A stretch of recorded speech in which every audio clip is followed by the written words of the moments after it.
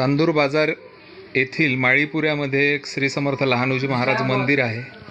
तर या मंदिरामध्ये आपण आलेलो आहोत। भवानी ज्वेलर्सचे संचालक यांनी आपल्याला हा पत्ता सांगितला आणि ज्या ज्या ठिकाणी समर्थ लहानोजी बाबांचे मंदिरं आहेत महाराष्ट्रात त्यांची एक प्रकारची आपल्याला नोंद ठेवायची आहे, कुठे कुठे आहे बा याचा सुद्धा शोध घ्यायचा आहे।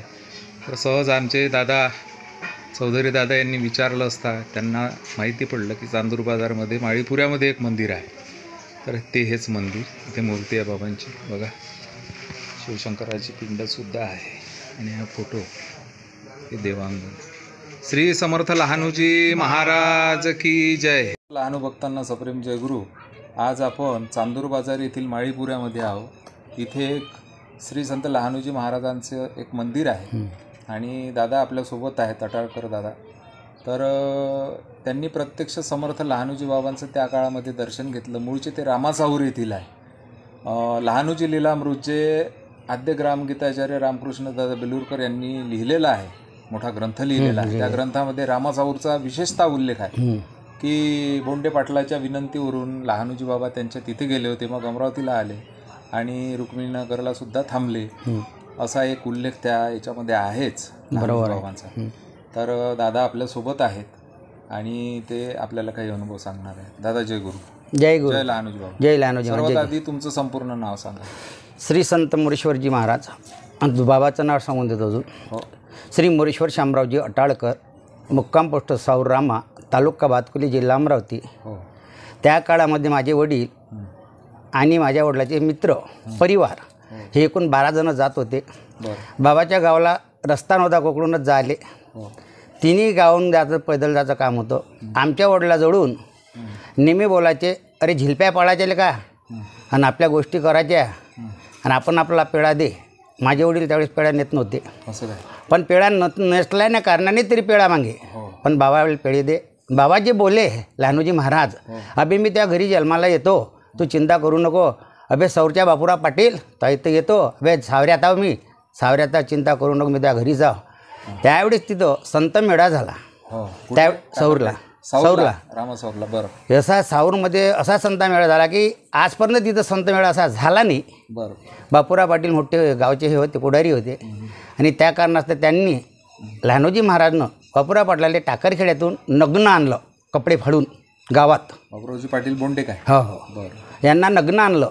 अरे बापूराव मी त्या गावात असले का सावरेलेच ताबे तू कालीलून राबे लाहिने मी त्या गावातच आहो, अशी विनवंती करे। त्यावेळेस पुंडलिक बाबा, लहानोजी महाराज, लहरी बाबा, किसन खर्डेकर महाराज, गाडगे बाबा, राष्ट्रसंत तुकडोजी महाराज आणि असे अनेक संत आणले। अनंत महाराज हो, सर्व होते, सर अनुसाया माता वगैरे संपूर्ण ह्या परिसरातले जितके जे संत तितके आणले। पण बापूराव पाटील म्हणे नाही, म्हणे वर्षीचा काळ असावा हा? 1964 सालचा। हो काय? 64-65चा काळ आहे हा। बरं। तर माझा जन्म ज्यावेळेस झाला त्यावेळेस 64च्या नंतर संत मेळा झाला। बरं। समजले? आणि त्यातून सांगितलं की हाच माझा आहे म्हणे। तर ज्यावेळेस लहानोजी महाराजांनी माझ्या जोडून घेतलं, माझ्या वडिलांनी हिसकून घेतलं, 4 नंबरची खोली होती। त्या 4 नंबरच्या खोलीमध्ये पूर्ण परिवार सांगितला, सर्व सांगितलं। बाबा आले, बाबांना सांगले याच्यापुढे मला आणू नको सावरात। अबे बापूराच्या सावरेला का त्या गावात असं करू सारी मिरवणूक निघाली आणि पुंडलिक महाराजनं चमत्कार दाखवला। कसा सांगा साक्षात्कार? पुंडलिक पुंडलिक महाराजनं सांगितलं साक्षात, गावाच्या भैरून नाला आहे, त्या नाल्यापासून तडवं टाका आणि गुलाबाचे फुलं अत्तरे टाका म्हणे। आमचा पाहुणा येते म्हणे, आमचा पाहुणा येते म्हणे। त्या पाहुणा कोण तो लोकांना माहीत नाही। ते पुंडलिक बाबांनी सांगितलं। तर त्यांनी सांगितल्यानंतर असा इतका काही मोठा नाग आला की तो नाग पुरा तेजभर गेला आणि तेजभर गेला पुंडलिक महाराजच्या मागं जाऊन उभा राहिला। बाबानं मला घेतलं ओटीत आणि त्यांच्या ओटीत टाकून तुम्ही तिथं भेव। कोणाच्या ओटीत टाकलं? पुंडलिक महाराजच्या। हो काय? मी घाबरलो, मी आपल्या एवढा मोठा नागपून म्हटलं आपल्याला खाऊन घेईन, पण पुंडलिक बाबांना घाबरायचं नाही। विश्वंभराचं पिलो तू जगामध्ये, जगासाठी निर्मिती करायला आला, त्यापासून ते बाकीचं काही मला माहीत नाही। त्यानंतर माझा वयाच्या 17 वर्षीपासून पुंडलिकराव दादा सांगू परिचय झाला।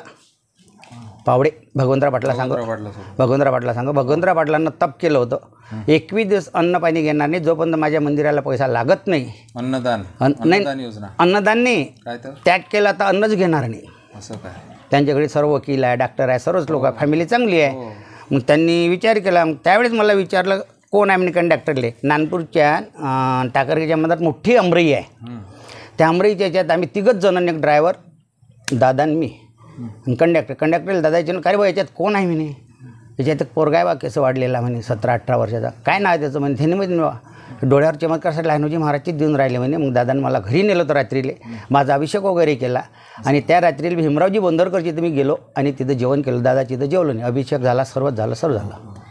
मग इथून दादा सांग संपर्क साधला. त्यापासून मला पत्र येणं गेले. यांच्या आश्रमले खडगूही नव्हता.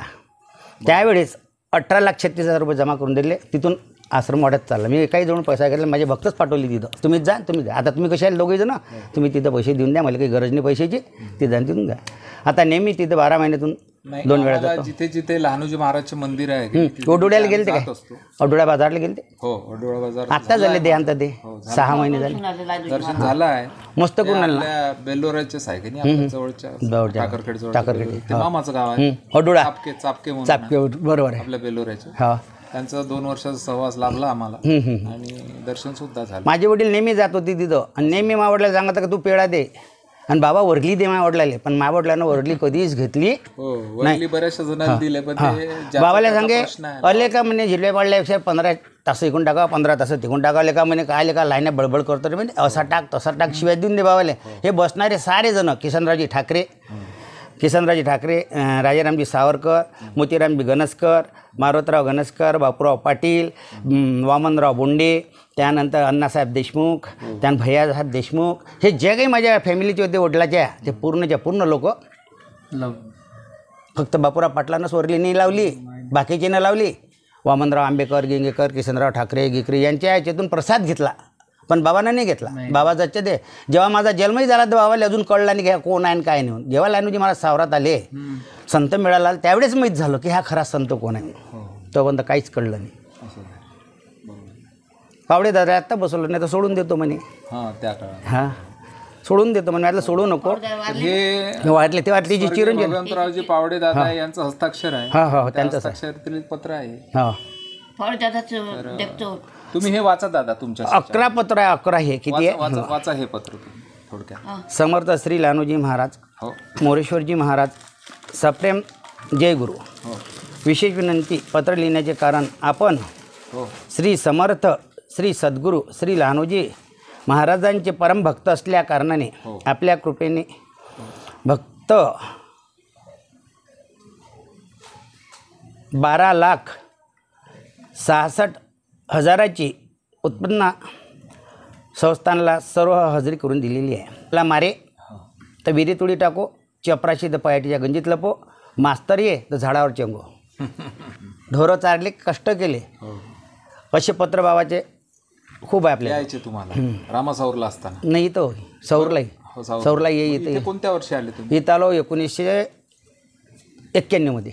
आणि कोणतं काम करायचे? मी वाडकाम करो, असं भांडीवर नाव टाकतो, असं गावामध्ये झाडझूड महिने भरले, कास्तकारी केली, विटीच्या पजार राहिलो, खताचे गड्डे खोदले, पये खोदले, गठ्ठे विकले गवताचे, आणि बाबाजीची सेवा सतत पूर्ण सत्ता. तर दादाजी, तुम्ही जे काही आज महाराज, तुम्ही जे काही माहिती सांगितली संत लहानोजी महाराज, रामासाऊरला पदस्पर्श झाला, हो, मस्त स्पर्श झाला. मेळाव्याबद्दल सुद्धा संपूर्ण माहिती सांगितली. आम्हाला माहिती नव्हती, तुमच्या मुखातून तुम्ही सांगितलं. संत मेळा खूप मोठा झाला आमच्या. आणि आज जर आमचे बापूरावजी बोंडे असते तर आज आमचा पंढरपूर सौर झाला, मला इथे याचंच काम नसतं. तर महाराज, तुम्ही जे काही माहिती सांगितली याबद्दल तुमचा आभारी आहोत. जय गुरु, जय लहानोजी बाबा, समर्थ लहानोजी महाराज की जय.